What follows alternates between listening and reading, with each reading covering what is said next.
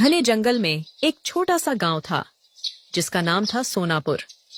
इसी गांव में रहता था एक सीधा सादा मगर समझदार इंसान, रामू।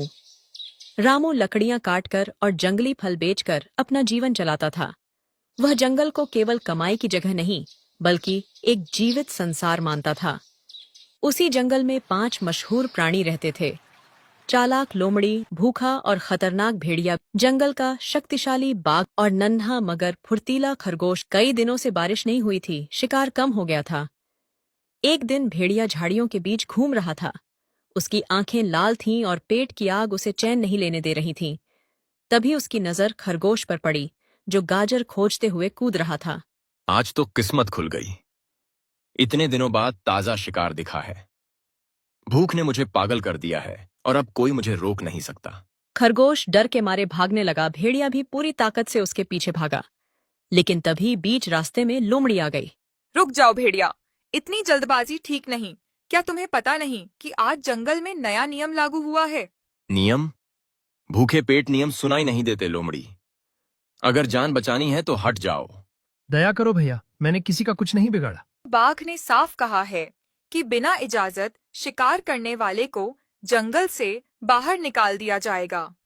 आज ही उन्होंने रामू इंसान से यह बात दोहराई है। रामू का नाम सुनते ही भेड़िया एक पल को रुका। उसे इंसानों की आग और हथियार याद आ गए। तुम मुझे डराने की कोशिश कर रही हो, लेकिन भूख डर से बड़ी होती है। उसी समय दूर से लकड़ियों की चरमराहट सुनाई दी। रामू जंगल में आ चुका था। खरगोश झाड़ियों में छिप गया। लोमड़ी और भेड़िया आगे बढ़े। तुम दोनों यहाँ क्या कर रहे हो? इतनी आवाजें क्यों आ रही हैं? रामू, जंगल के हालात ठीक नहीं हैं। भूख सबको गलत रास्ते पर ले जा रही है। अगर अभी समझदारी न दिखाई गई तो नुकसान सबका होगा। तभी जमीन हिलाने वाले कदमों की आवाज आई और सामने बाघ प्रकट हुआ। जंगल में डर और झगड़ा मैं बर्दाश्त नहीं करूंगा। हर किसी को नियम मानने होंगे, चाहे वह कितना ही ताकतवर क्यों न हो। महाराज, पेट खाली हो तो नियम भी बोझ लगते हैं। मैं गलत नहीं बनना चाहता, लेकिन भूख ने मुझे मजबूर कर दिया है। भूख का इलाज हिंसा नहीं है। हम सब मिलकर रास्ता निकालेंगे। इसीलिए मैं रामू से बात कर रहा हूं, ताकि जंगल और गांव दोनों सुरक्षित रह सकें। अगर जानवर भूखे रहेंगे तो इंसान भी सुरक्षित नहीं रहेगा। हमें मिलकर ऐसा हल ढूंढना होगा जिसमें किसी का खून न बहे। सूरज ढल चुका था। जंगल अंधेरे में डूब रहा था। हर किरदार अपने मन में सवाल लिए खड़ा था। रात गहरी हो चुकी थी। जंगल में सन्नाटा था। रामू अब भी वहीं खड़ा था, जानवरों के चेहरों को ध्यान से देख रहा था।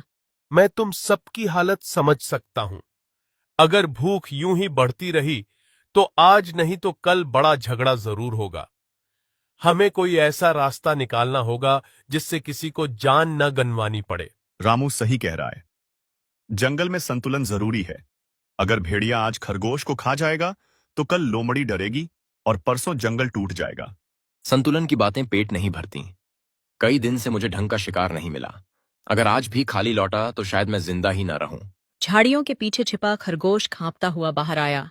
मैं छोटा हूं, कमजोर हूं, लेकिन मेरी भी जान की कीमत है। क्या हर बार भूख लगने पर ताकतवर ही फैसला करेगा? लड़ने से बेहतर है सोचना। जंगल के पास गांव है, खेत हैं। अगर हम अक्ल से काम लें तो सबका पेट भर सकता है और किसी का नुकसान भी नहीं होगा। आखिर तुम्हारा मतलब क्या है? तुम आखिर करना क्या चाहती हो? हमें बताओगी? गांव के बाहर जो पुराना कुआं है, उसके पास अक्सर मरे हुए जानवर फेंके जाते हैं। अगर भेड़िया चाहे तो मैं उसे वहां तक सुरक्षित पहुंचा सकती हूँ। थोड़ी देर भेड़िया रुक गया। उसकी आंखों में पहली बार उम्मीद दिखी। अगर यह सच है तो आज मेरी जान बच सकती है, लेकिन अगर तुम चाल चली तो परिणाम बुरा होगा। जंगल में आज से एक नियम होगा। कोई भी बिना वजह किसी कमजोर पर हमला नहीं करेगा। जरूरत पड़ने पर सब मिलकर हल ढूंढेंगे। मैं गांव वालों से भी बात करूंगा ताकि वे जंगल के पास खाना बेकार न फेंकें और जानवरों को भूखा न रखें। इंसान और जानवर अगर मिलकर चलें तो डर कम हो सकता है। तो चलो, देर मत करो। भूख इंतजार नहीं करती। भेड़िया आखिरी बार खरगोश की ओर देखकर बोला, आज तुम बच गए, लेकिन याद रखना, यह दया नहीं, समझदारी की जीत है। और शायद यही जंगल को जिंदा रखेगी। रामू खड़ा सब देख रहा था। उसने मन ही मन सोचा कि अगर यह समझ बनी रही तो आने वाला समय बेहतर हो सकता है। रात के अंधेरे में चारों दिशाओं में अलग अलग रास्ते चले गए।